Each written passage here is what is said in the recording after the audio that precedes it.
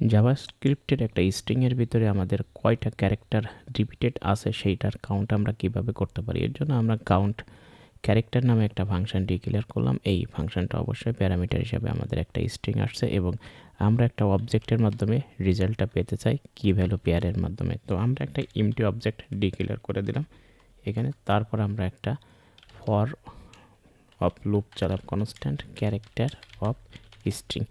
এই character of স্ট্রিংটা আমাদের যে স্ট্রিংটা প্যারামিটার থেকে আসতেছে সেই স্ট্রিংয়ের প্রত্যেকটা ক্যারেক্টারের উপর লুপ করবে।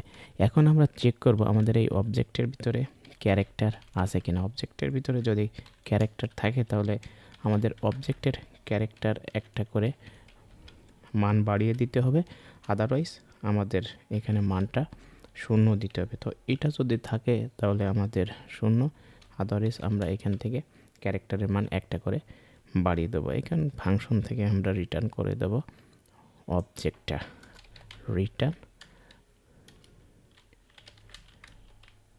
এবার আমরা কন্ট্রোল এস দিয়ে সেভ করব। কন্ট্রোল এস দিয়ে সেভ করলে দেখা যাচ্ছে যে আমরা আর্গুমেন্ট হিসাবে হ্যালো ম্যান পাঠিয়েছিলাম। এখানে আমাদের প্রত্যেকটা শব্দ কয়বার করে আসে বা প্রত্যেকটা ক্যারেক্টার কয়বার করে আসে সেটা শো করতেছে।